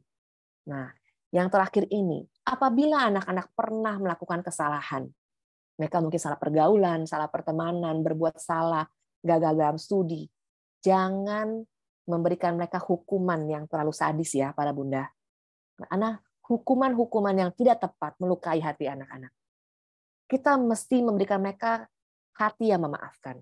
Kita izinkan mereka boleh salah, nggak apa-apa. Boleh gagal, tapi coba lagi, belajar dari kesalahan. Jangan diungkit-ungkit, kemarin begitu. Jangan dosanya diungkit-ungkit terus ya, para bunda ya. Anak-anak perlu dimaafkan. Sehingga mereka mau coba lagi, mau berjuang lagi. Nah, terakhir ya. Saya melayani di Gading Counseling, di sebuah counseling center yang melayani konseling pribadi, kadang-kadang juga parenting, ada juga Pak Sutri yang datang, kadang ada yang konseling ke saya mencari kejelasan karir, mungkin bergumul dengan pengen resign atau pengen kerja gitu ya, atau mungkin ada masalah dengan anaknya dalam pertumbuhan, atau dengan anak remajanya, kadang-kadang juga perlu bantuan psikotes gitu ya, ketika anak mau masuk kuliah kemana, bingung minat bakatnya, atau untuk kepentingan karir. Nah, ketika saya sebagai konselor, saya juga melihat perempuan lebih banyak mencari bantuan konseling karena perempuan lebih peka gitu ya dalam hal emosi. Mereka kalau ada apa-apa cari bantuan. Konseling merupakan metode untuk menolong kita meregulasi emosi-emosi. Mental health adalah isu yang sangat penting sekarang ini. Ketika pandemi, isu mental health naik. Ada depresi, kecemasan, ketakutan, kedukaan, kehilangan pekerjaan dan orang terkasih menjadi salah satu isu yang banyak saya terima dalam ruang konseling. Bunda, jangan merasa malu mencari bantuan konseling ya. Konseling bukan untuk gangguan jiwa ya, jangan. Selalu jangan menganggap kalau orang yang ketemu konselor sama dengan gangguan ODGJ, bukan ya. Kita juga bisa mencari bantuan konselor untuk skill-skill ya, misalnya skill parenting, skill berkomunikasi dengan anak. Saya pun belajar loh dari bunda-bunda yang sharing kepada saya dalam ruang konseling. Kami saling equip sehingga jadi konten ya. Tadi katanya ada konten konseling video 5 menit konseling itu saya buat karena ada beberapa pertanyaan-pertanyaan bunda yang masuk kepada saya. Sehingga saya mencoba mengequip para bunda dengan media sosialnya dan dengan video-videonya. Nah, semoga nanti ini menolong ya para bunda ya. Thank you dari saya itu saja. Thank you Cookpad untuk sebuah kegiatan yang sangat positif ya, komunitas seperti ini. Semoga materi saya berguna untuk para bunda semua. Saya kembalikan kepada Bu Shirley ya, Bu. Terima kasih, Bunda Rifung.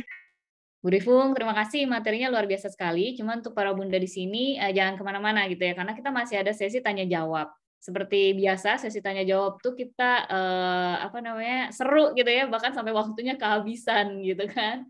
So tunggu dulu, ada hal lain yang pengen kita sampaikan gitu ya. Jangan lupa bahwa di sesi ini aku yakin bunda-bunda di sini mendapatkan banyak ilmu yang bahkan catatannya sampai penuh banget gitu ya. So jangan cuma disimpan sendiri gitu ya, kita mau bagiin juga nih ke teman-teman kita yang lain gitu ya. Silahkan memberikan testimoni ringkasan materi yang terbaik dari apa yang Bunda dapat hari ini dan bagikan ke sosial media Bunda dengan men-tag Cookpad ID dan Cookpad Community. Testimonial yang terbaik akan mendapatkan merchandise Cookpad. Jangan lewatkan sampai hari ini aja jam 5 sore. Nah, buat bunda-bunda juga yang mungkin baru bergabung, saya ingin ingatkan kembali bahwa kita adalah Cookpad Community Empasi, yaitu menjadi bagian dari Cookpad Community Indonesia. Nah, meskipun namanya empasi, tenang aja, yang kita ngobrolin tuh nggak cuma sekitar empasi doang gitu ya, tapi banyak juga nih bunda-bunda yang udah melewati masa empasi, tapi mereka masih mau bantuin kasih resep-resep empasi yang dulu pernah dia buat untuk anak-anaknya. Nah, kita banyak juga membahas topik-topik seputar parenting juga yang kita bahas langsung di kelas seperti ini maupun kita bahas juga di grup Telegram. So, buat bunda-bunda yang mungkin belum bergabung, segera bergabung aja. Linknya pasti sudah diberikan juga di kolom chat. Nanti bunda-bunda boleh tinggal masukkan nama, nomor telepon, Telegram gitu ya. Nanti bunda-bunda langsung tergabung bersama dengan kita di Cookpad Community Empasi. Oke, aku yakin teman-teman di sini benar-benar di sini udah nungguin pertanyaan aku kapan ditanyainya gitu ya. Semoga semua terjawab. Nah, Bu Rifung, tadi kan ada topik terkait dengan masa lalu kita gitu ya. Kadang-kadang masa lalu kita yang juga membuat kita itu menjadi sulit gitu, menjadi orang tua yang tangguh. Nah, mungkin pertanyaannya adalah bagaimana sih kita bisa keluar gitu dari trauma masa lalu dan supaya kita bisa gitu menjadi orang tua yang tangguh di masa sekarang untuk anak-anak kita. Karena meskipun kita punya kesadaran dan keinginan untuk berubah, tapi itu nggak mudah gitu keluar dari situasi itu gitu. Silakan Bu. Iya. Ya, Bu Syari, terima kasih ya untuk pertanyaannya. Setiap kita pasti punya latar belakang ya, para bunda semua ya. Jadi kita itu lahir dalam sebuah budaya Asia, ya, dalam keluarga yang papa mama kita dulu nggak ada parenting kelas ya. Mungkin papa mama kita nggak baca buku parenting, nggak ikut seminar parenting. Jadi mereka cuma turun-temurun melakukan seperti yang sudah dilakukan oleh kakek nenek kita, gaya parentingnya. Dan ada beberapa yang mungkin otoriter gayanya sehingga menimbulkan trauma-trauma tersendiri. Dan kita juga kadang-kadang nggak sengaja mengulang trauma-trauma itu lagi gitu ya, mengulang perilaku-perilaku itu lagi sehingga kita tidak sengaja melukai anak-anak. Bagaimana melepasnya? Pola-pola ini kadang-kadang perlu kita sadari dulu dari mana apa yang kita sering lakukan, apakah perkataan kita, perilaku kita, sikap kita yang terulang-ulang terus-menerus. Melalui sesi konseling kesadaran itu dinaikkan biasanya. Jadi kadang-kadang perlu dibantu dengan konselor untuk melihat itu. Mengapa? Karena kita ada blind spot-nya. Bunda-bunda di sini bisa nyetir mobil atau motor nggak? Spion kadang-kadang suka nggak kelihatan ada blind spot-nya ya. Tiba-tiba motor nyelonong aja, kita nggak lihat gitu. Nah itu kadang-kadang ada blind spot di dalam hidup kita yang areanya kita tidak kenali. Kadang-kadang tidak kita sadari. Sehingga kadang-kadang pola-pola ini bisa dibantu dengan bantuan konselor yang menolong menemukan ini loh pattern-pattern yang perlu kita ubah dalam parenting. Contoh ya, contoh. Keluarga saya nih, nggak tahu ayah bunda ada yang sama nggak dengan saya. Papa mama saya itu kalau ngomong nadanya tinggi, suaranya keras. Tapi nggak marah-marah. Tapi suaranya besar dan keras. Jadi kalau orang yang tidak nggak tahu budaya keluarga kami, dia bisa kaget karena kesannya kayak berantem gitu. Padahal tidak, kami ya ngomongnya dengan suara yang begitu berapi-api gitu. Karena itu kebiasaan. Saya mulai bisa menyadari saya begitu tuh setelah ada yang bilang, pacar saya yang suami saya itu bilang, kalau ngomong pelan-pelan aja, nggak usah kuat-kuat suaranya gitu, terlalu semangat gitu ya. Nah, saya belajar untuk mulai melatih tone saya untuk nggak tinggi-tinggi, nggak keras-keras. Itu nggak ada maksud marah loh, nggak ada maksud marah, tapi nadanya terkesan seperti marah, tinggi, kesannya suaranya besar. Itu nggak sengaja, itu gaya. Nah, ada beberapa kasusnya juga gitu. Satu perempuannya dari Jawa, suami dari Batak. Saya tidak bermaksud rasis ya, tapi ini kenyataan yang saya pernah ketemukan dalam sebuah sesi konseling. Dia bilang, saya tuh terbiasa dengan suara pelan, suaminya lebih keras, jadi saya suka takut gitu ya. Jadi tidak bermaksud suaminya. Nah, suaminya bilang, ya ini memang bawaannya dari sananya, udah instalasi suaranya begitu gitu ya. Dia jadi belajar mengenali ketika apa adanya disampaikan kelemahan-kelemahan kita itu di dalam suatu ruangan yang aman, yang namanya ruang konseling. Nah, kadang-kadang kalau ayah bunda tidak mau konseling, kalau tapi bisa saling terbuka dengan pasangan, dengan anak. Kamu kenapa? Kok takut dengan mama sih? Misalnya aja gitu ya, dari hati ke hati. Ya. Terus anak bilang, iya mama kalau ngomong sering nadanya tinggi kayak marah-marah. Aku kan jadi takut. Oh, mama nggak ada maksud kayak gitu. Kita bisa jelasin tuh. Ya, jadi pola-pola ini bisa dikoreksi, bisa. Yang penting dikomunikasikan hati ke hati, baik itu dengan pasangan atau dengan anak. Seperti itu Bu Shirley. Ya, luar biasa sekali. Berarti kita perlu dulu mengenal diri kita gitu ya, Bu Rifung ya. Dan ketika kita kesulitan untuk mengenal diri, maka kita perlu mencari bantuan gitu ya. Ya, di tempat lain. Baik. Bu Rifung, ada juga pertanyaan yang masuk terkait dengan bagaimana membangun mental anak gitu ya, supaya tidak gampang menyerah dan putus asa. Karena dia akhirnya menyerah dan ketika dirinya merasa nggak mampu gitu. Iya. Mungkin aplikatifnya gitu ya, mungkin Iya. yang Pak Rifung alami ya. Iya. Bunda dan ayah, kalau kita lihat anak-anak itu kalau mau menyerah pasti ada unsur emosinya. Contoh ya, kalau bunda-bunda semua mau presentasi, emosinya apa yang pertama bunda rasakan? Emosinya, boleh di chat kepada saya. Emosi apa yang dikenali? Ketika saya mau presentasi, kenapa saya gentar? Apa emosinya dikenali? Emosinya apa dulu? Coba, boleh nggak di chat? Apa emosinya? Boleh di chat? Kalau saya emosinya adalah rasa gugup, takut, ya, khawatir, ya, betul ya. Ini emosi yang wajar, benar nggak? Nah, kenapa tadi saya tanya, bunda-bunda pernah ngalamin nggak? Kalau kita pernah ngalamin itu namanya manusiawi, takut dan khawatir. Sehingga karena kita pernah ngalamin, ketika anak ngomong ke kita, Bun, besok aku mau presentasi depan kelas. Ibu-ibu atau bunda-bunda jawabnya apa? Oh, kamu merasa takut ya? Kamu khawatir. Kamu rasanya gentar ya. Kita mencoba memvalidasi emosi mereka dulu. Jangan bilang, alah gitu aja takut. Biasa aja. Nah, itu udah bikin ilfil tuh anaknya. Ada bunda nggak ngerti aku. Dibandingkan ya, teman kamu aja nggak takut gitu kan. Ya, teman kamu aja bisa. Tetangga sebelah bisa tuh. Sepupu kamu lebih jago. Itu makin males ya. Jadi bunda-bunda coba, bunda-bunda kalau lagi kesel sama tetangga, ya curhat sama suami. Pak, tetangga sebelah rese deh. Dia buang sampah sembarangan, aku kesel sama dia. Terus suami bilang, alah, kamu lebay, Bu. Itu tambah emosi. Ya, kita pengennya didukung. Kita pengennya suami mendukung kemarahan kita dan kesedihan kita karena tetangga sebelah itu menyebalkan. Sama. Anak-anak juga perlu didukung. Jadi kita dukung dulu ya. Kamu lagi sedih, takut, khawatir, karena besok mau presentasi, pertanyaan berikutnya apa yang bisa Bunda bantu. Ya, jadi kita hadir dukung dia. Support apa yang dia butuh. Jangan langsung gini, alah gitu aja kan gampang, tinggal siapin A, B, C, D, selesai. Jangan gitu ya, belum tentu dia butuh semua tips dari kita. Kadang-kadang supportnya cuma perlu, ya Bun, cuma takut aja, aku udah persiapan sih, aku udah ini sih, udah itu sih. Oh, kamu udah lakukan dengan baik ya. Dipuji prosesnya, dipuji usahanya. Yang penting sudah berusaha, sudah disiapin. Kamu doa deh kalau takut ya. Bunda dukung gitu, sip lah pokoknya, nggak apa-apa, yang penting coba dulu. Jadi kita coba menenangkan mereka, tapi jangan remehkan. Kalau diremehkan nanti dia merasa kita nggak support. Atau kalau ibu bunda semua ada waktu, dengerin dia presentasi aja. Coba sini bunda dengerin, kamu presentasi depan bunda dulu latihan. Nah, mulutnya jangan kritik ya, jangan dikomentarin jelek ya kamu siapin, jangan ya. Kita mungkin boleh kasih input, tetapi caranya yang positif. Gitu ya. Seperti itu ya Bu Shirley. Ya, Bu Rifung, mungkin masih nyambung nih ya. Kalau misalnya anaknya sekarang usia sudah remaja gitu ya, dan tadi banyak hal-hal yang kita miss gitu untuk kita terapkan kepada anak kita, dan akhirnya melihat bahwa dia kurang tangguh begitu.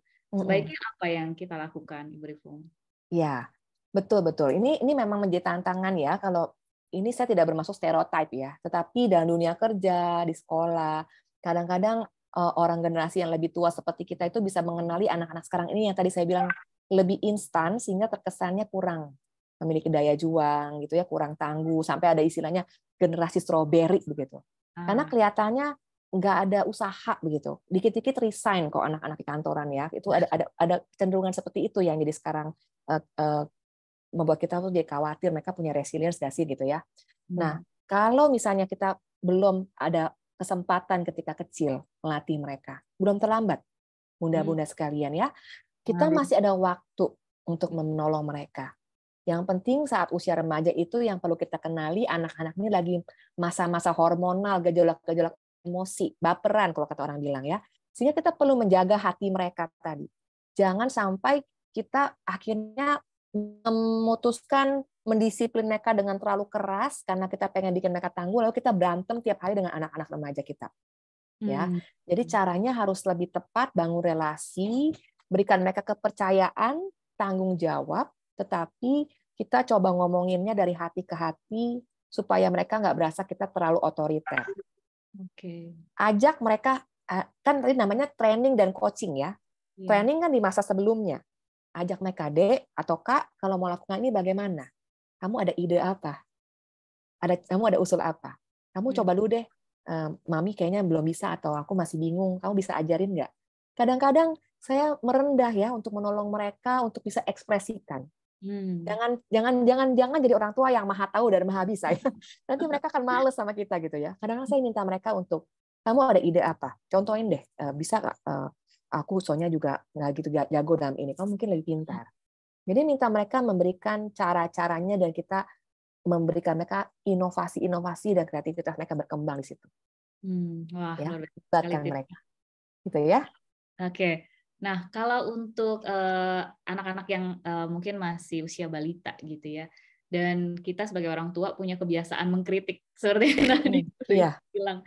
Ada pertanyaan yang muncul gitu ya, tadi saya lihat waktu Ibu Rifung share gitu. Gimana tuh Bu cara menghindarinya? Kita kayak gatel banget selalu pengen mengkritik. Kenapa keluarga Lis? Tulisannya nggak lurus, kita ulang.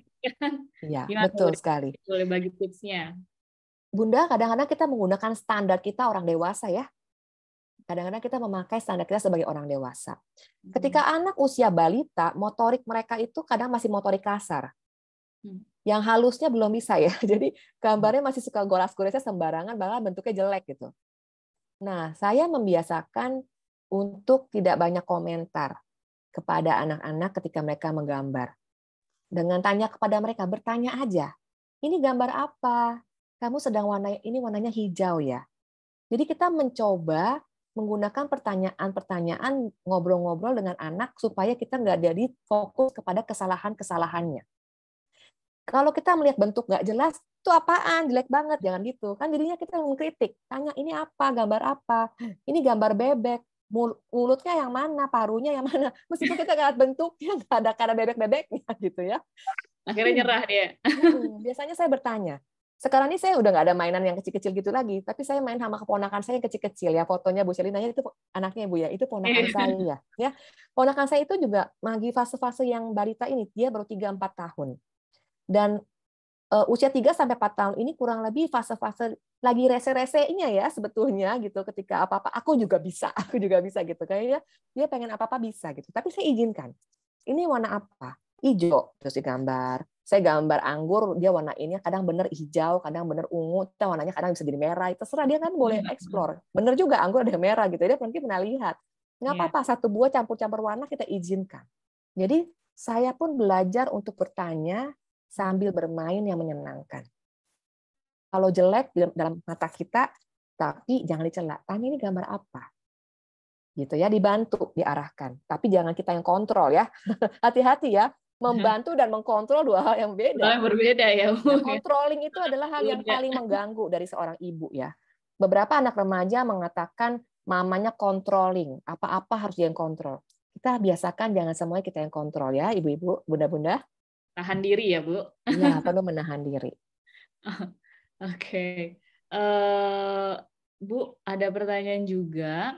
Bagaimana kalau misalnya kita memberikan aturan gitu ya, karena tadi satunya adalah kita harus make rules gitu kan, berikan disiplin. Tapi ada orang tua gitu ya, dan mungkin orang tua kita atau misalnya orang tua kita gitu ya, kadang-kadang intervensi juga dan bahkan di depan anak gitu kan. Dari Bu Rifung tipsnya apa nih? Karena aku yakin banyak banget bunda-bunda di sini yang juga mengalami permasalahan yang sama. Iya, bunda-bunda sekalian, saya background-nya konselor. Suami saya dokter gitu ya. Jadi kami berpendidikan gitu ya. Tapi papa mama saya kalau dalam keseharian sering mengintervensi kami. Dia selalu menganggap kami masih anak-anak gitu. Nah ini pernah terjadi suatu ketika saya punya aturan di rumah kami tidak boleh makan kerupuk. karena kerupuk bisa bikin anak-anak radang gitu ya. Jadi kami kasih aturan tidak boleh makan kerupuk. Sedangkan di rumah papa saya dan mama saya itu kalau makan itu mereka selalu ada satu toples kerupuk segede-gede itu, gede banget gitu ya. Dan kerupuknya banyak, setiap hari mereka harus ada kerupuk buat makan nasi. Anak saya kalau ke sana paling senang dengan kerupuk itu. Jadi dia pernah bilang papa mama nggak boleh makan, melarang kami nggak boleh makan kerupuk, bilang ke opanya. Opanya bilang nggak usah khawatir. Nanti opa yang omelin mama kalau mama nggak kasih makan kerupuk, bilang opa udah kasih izin gitu ya. Jadi anak saya lapor kepada saya, mama tadi aku makan kerupuk karena kata opa boleh. Kalau mama omel nanti bilang ke opa aja atau opa yang omelin mama gitu. Jadi aku bilang ke dia ya kalau di rumah sana makan kerupuk berapa banyak harus kamu boleh makan. Kita nego ya jumlah kerupuknya. Dia bilang 2 ya. 2 yang kecil-kecil ya, nggak boleh tambah gitu. Tapi memang ini kendalanya kalau kita di kondisi yang tinggal mungkin berdekatan. Saya berdekatan loh, nggak satu rumah dengan papa mama saya.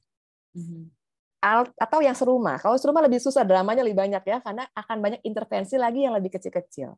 Nah, tapi saya akhirnya bilang ke papa saya, Pak, itu yang kerupuk mungkin lain kali jangan dikasih. Nanti kalau radang kasihan. Papa sayang sama cucu ya, kasih kerupuk karena dia mungkin minta. Tapi kalau dikasih kebanyakan nanti sakit juga kasihan. Jadi saya coba edukasi papa saya juga. Iya nanti saya akan bilangin deh nggak boleh. Jadi kadang-kadang kakek nenek itu baik ya, sayang dengan cucu, nggak mau cucunya menderita. Jadi dia intervensi, kasih.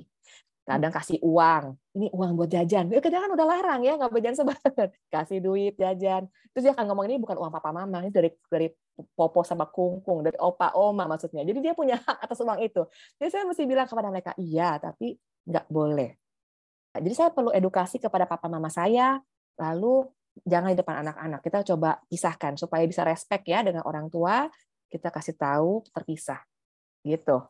Kurang lebih Bu Shirley. Mungkin pertanyaan agak nyambung. Kadang-kadang orang tua itu nggak mudah untuk kita edukasi gitu. Ya betul. Karena kenapa tidak mudah? Karena mereka menganggap kita tetap anaknya di bawah otoritasnya dia, setua apapun kita gitu ya, tetap anaknya dia. Karena orang tua seperti itu.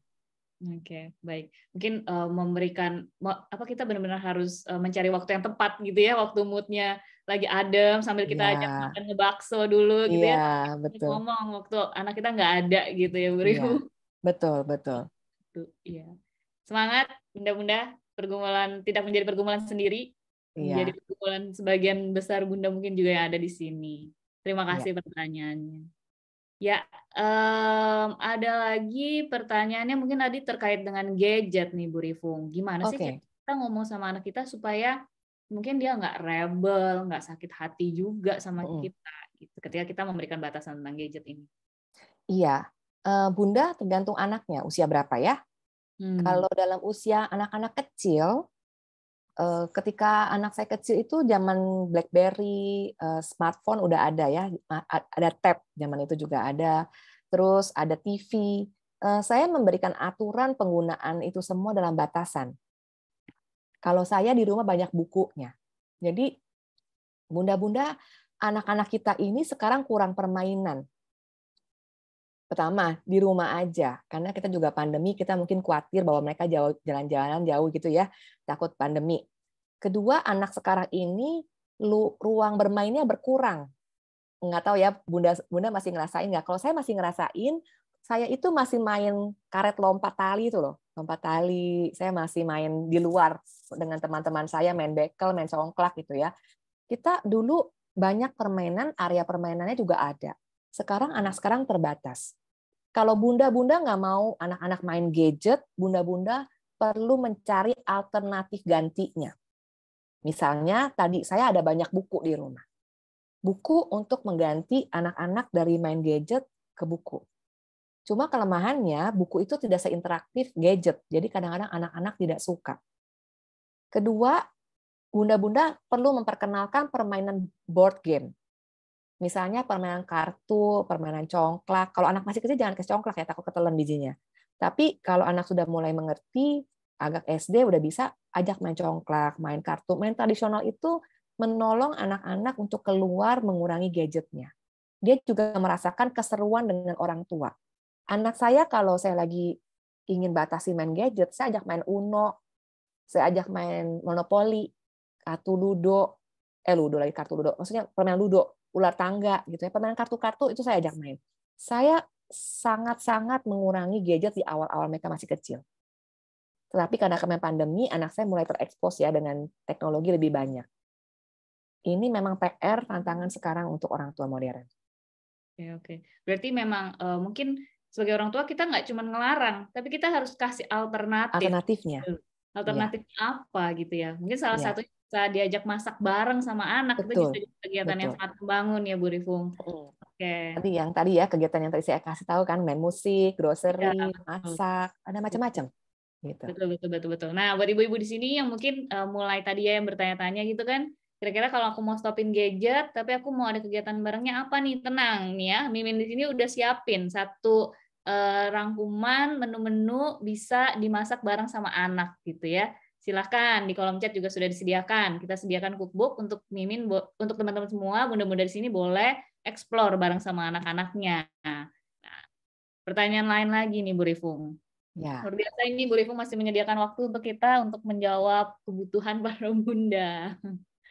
Oke, Bu, pertanyaannya adalah bagaimana mengatasi anak yang selalu takut duluan menghadapi sesuatu sebelum mencoba, gitu. Kalau misalnya tadi kan mungkin sudah ketika anaknya mungkin sudah menyampaikan gitu ya, tapi ini mungkin anaknya takut. Gimana nih Bu secara aplikatif kalimat seperti apa yang perlu kita sampaikan gitu? Iya. Pertama kita mesti eksplor takutnya tentang ketinggian apa, tentang air atau apa gitu ya.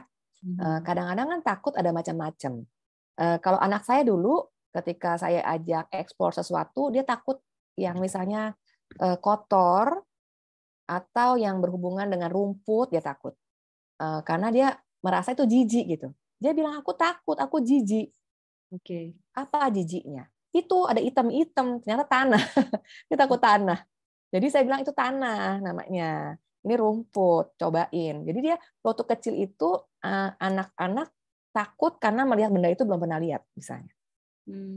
Kalau dulu waktu masih balita, pertama kali saya ajak ke pantai, dia juga waktu nginjekin kaki ke pantai, kakinya gini nih. Kayak nggak berani nyengkram ke pasirnya. Udah aku jijik, itu kayak kasar-kasar. Aku bilang ini pasir. Jadi dia cobain explore. Nah, ketika dia udah biasa, kita memberikan mereka ketenangan dengan kita mendampingi mereka, lama-lama kan dia tenang dan biasa.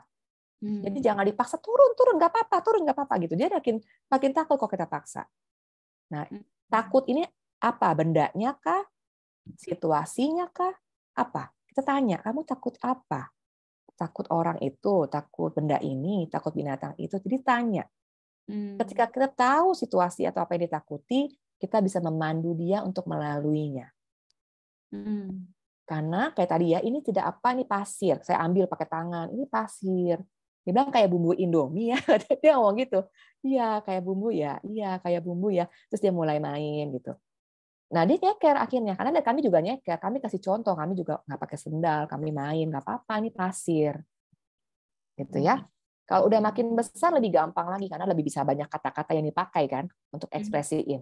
Nah, yang susah tuh kalau kecil balita tuh biasanya.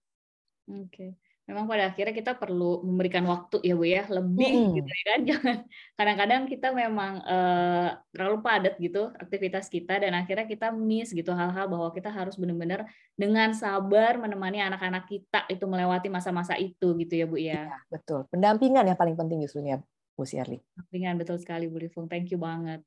Oke, Bu Rifung, ini pertanyaan menurut saya cukup baik gitu ya, tentang reward dan punishment gitu terkait dengan, aku rasa cukup terkait gitu ya dengan masalah ketangguhan. Bagaimana Bu Rifung dari Ibu Lina gitu ya, anaknya 3,5 tahun, apakah boleh saya memberikan reward dan punishment? Contohnya misalnya setiap hari Minggu dia meminta anaknya ke sekolah Minggu tanpa harus temani, rewardnya dia boleh makan es krim, gitu. Punishment-nya tidak boleh main gadget selama 1 minggu. Iya, reward dan punishment kadang-kadang kita perlu bijak-bijak ya, bunda-bunda semua. Saya pribadi juga menganggap pentingnya anak mengerti sebuah konsekuensi. Tetapi konsekuensi ini kadang-kadang perlu juga konsekuensi logis gitu ya, yang natural. Kalau konsekuensi logis natural itu, misalnya kalau dia tidak mau makan, tidak apa, nanti lapar. Kita kasih tahu nih, kamu tidak mau makan, tidak apa, tapi nanti lapar. Kalau kamu nggak makan sekarang, nanti lapar, perutnya sakit gitu. Jadi itu konsekuensi logis. Jadi kadang-kadang kita lebih cenderung suka menghukum nggak mau makannya. Atau ngancem. Iya, ngancem nggak makan nanti tinggalin. Nanti Tinggal. kalau ya itu kan kadang-kadang bentuk hukuman itu anak-anak jadi berasanya hidupnya penuh rasa takut karena ancaman-ancaman itu. Tapi kalau saya lebih suka menjelaskan konsekuensinya. Kalau kamu tidak makan, nanti lapar, perutnya sakit. Kalau kamu nanti misalnya nggak bikin PR, nanti ini besok dikumpul, ibu guru tanya kamu nggak punya. Itu kan konsekuensi logis ya. Jadi jangan seringkali menggunakan kata-kata yang menakut-nakuti anak. Apalagi nggak logis, contoh-contoh ya. Saya pernah dapat satu klien saya, kalau kamu nggak mau tidur, nanti diculik setan misalnya. Nggak mau makan, tangkap polisi. Iya, Itu nggak logis ya. Jadi Banget. jangan menggunakan ancaman-ancaman seperti itu.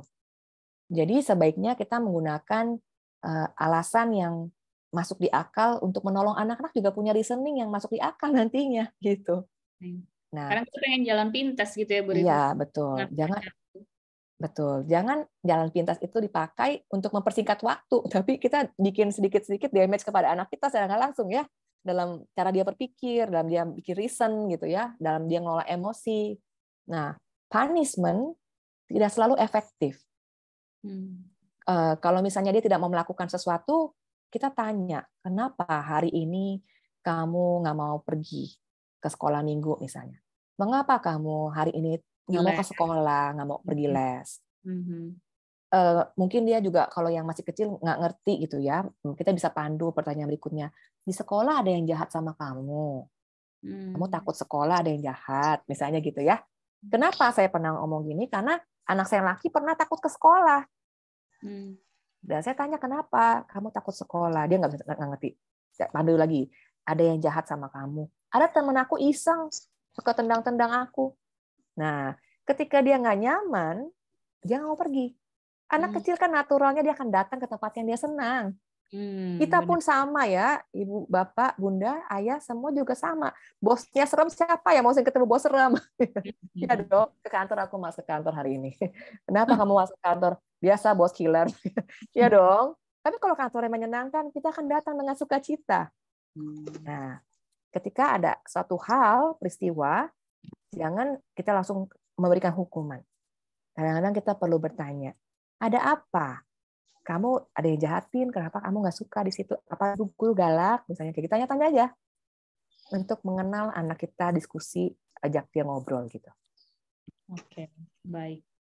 Baik, terima kasih banyak Ibu Rifung, luar biasa sekali topik yang kita bahas hari ini, juga semua jawaban atas sesi pertanyaan. Minta maaf sekali untuk para bunda, mungkin banyak pertanyaan yang masih belum bisa dijawab dengan keterbatasan waktu. Seperti yang tadi Bu Rifung sampaikan, mungkin teman-teman bisa juga langsung menghubungi Bu Rifung ya nanti kita juga bisa share ya Bu di grup Telegram juga, di komunitas juga buat teman-teman yang mungkin mau langsung tap ke Bu Rifung silahkan. Dan hal yang lainnya adalah aku ingin mengumumkan hal yang lainnya di kelas berikutnya kita akan belajar mengenai kesehatan gigi bayi gitu ya. Kita mau belajar bagaimana sih merawat gigi bayi. Apakah gigi bayi ini perlu dirawat sejak usia baby ini gitu ya. Silahkan teman-teman kayak bergabung saja langsung di grup Telegram, nanti semua informasinya akan disampaikan di sana. Begitu.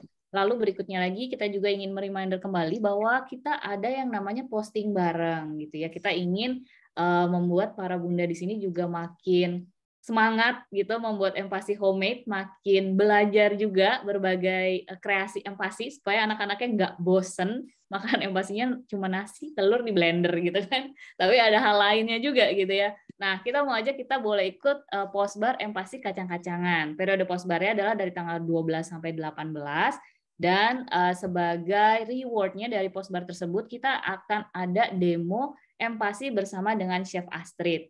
Nah, demonya apa aja? Nah, tunggu aja gitu ya. Ikut dulu aja postbarnya dan kesempatan ini akan didapatkan oleh seluruh peserta yang mengikuti postbar. Nanti detail pengumumannya juga akan ada di grup Telegram komunitas Kupet.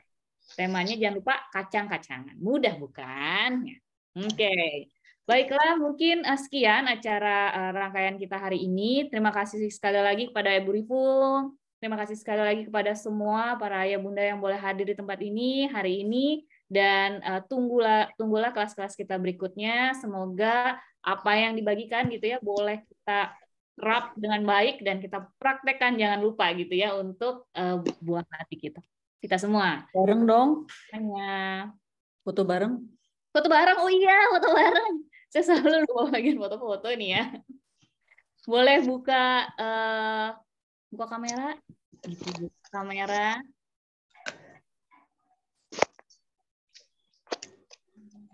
Mari. Admin sudah siap? Ini ada 3 kali. Kita buka kamera, silahkan buka kameranya. Kita mau Ada 3 kali, jadi siap-siap aja ya. 3 kali. Ya, 3 kali kan ada 3 layar. Oke. Layar. Sudah siap? Siap. Oke, 1, 2. Sekali lagi. Oh, ini nggak ada yang buka layar. Sepertinya. Oke, itu aja. Terima kasih. Oke. Ibu Rifung, apakah ada pesan-pesan terakhir untuk teman-teman KUPET di sini? Ya, para bunda semua, para ayah, tetap semangat ya, tidak mudah menjadi orang tua, tapi menjadi orang tua adalah anugerah yang besar ya. Selamat berjuang, jangan putus asa, kesehatan mental utama jangan dilupakan ya. Baik, terima kasih Bu Rifung. Semoga kita bisa Terima kasih Bunda Rifung. Terima kasih semuanya.